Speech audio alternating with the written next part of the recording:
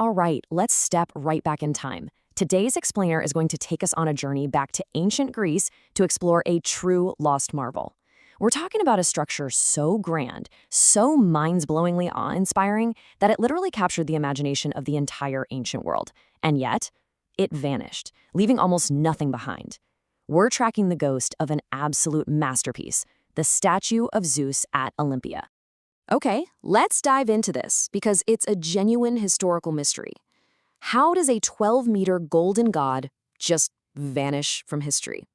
Poof, gone. We're talking about a structure so incredibly massive, so valuable, and so crucial to an entire civilization, yet today it's just completely erased. You can't go to a museum and see a chunk of it. You can't visit some ruins and touch the framework.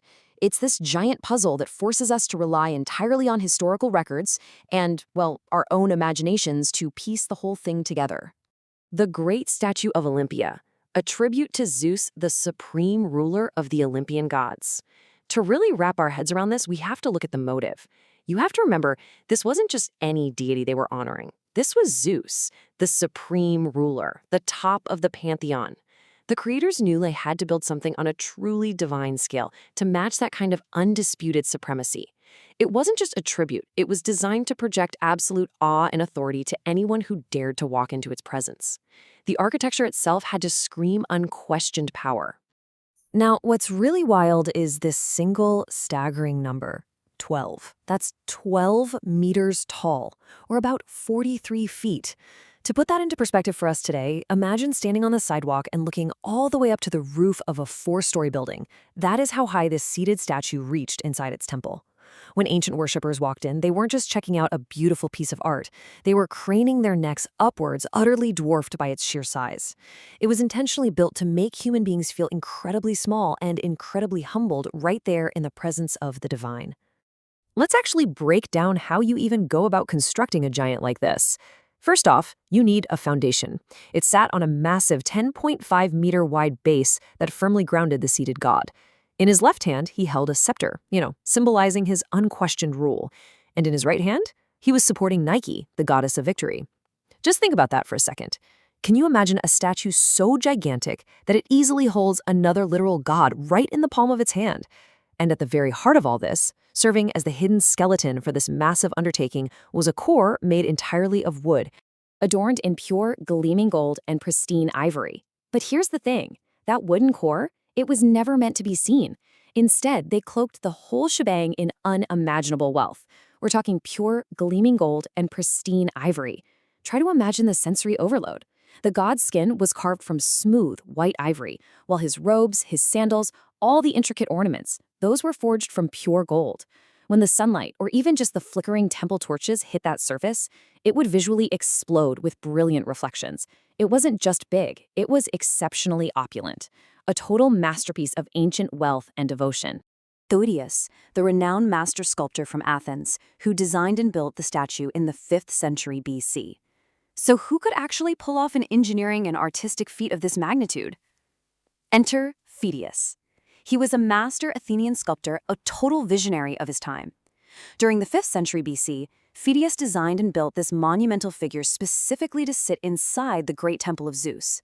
He wasn't just a builder, he was an artist who completely understood how to manipulate space, light, and raw materials to create an overwhelming emotional response for anyone walking through those doors. Fellow wonders and contemporaries include the Statue of Zeus at Olympia, the Lighthouse of Alexandria, the Temple of Artemis, and the Parthenon. This grouping really puts things into perspective. The Statue of Zeus wasn't just some local tourist attraction. It was officially classified as one of the 7 wonders of the ancient world. It proudly shared the stage with legendary marvels like the Lighthouse of Alexandria and the Temple of Artemis, and it was a true contemporary to the majestic Parthenon. This was quite literally the absolute pinnacle of human achievement at the time. Let's track the timeline here, because it builds a rather tragic narrative. We start in the 5th century BC, a time of immense cultural blossoming, when Phidias painstakingly constructs this masterpiece. For centuries, it stands as a beacon of wonder, drawing travelers from across the known world. But then, fast forward nearly a millennium to the year 475 AD, this incredible, seemingly eternal monument meets a sudden, catastrophic end. After surviving so much history, it is completely destroyed by fire. 475 AD. the end in flames. It's deeply ironic when you really stop to think about it. Here is this awe-inspiring wonder, a tribute to the immortal, supreme ruler of the gods.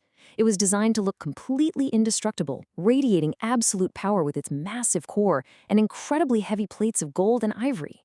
And yet, all that divine scale and earthly wealth was entirely vulnerable.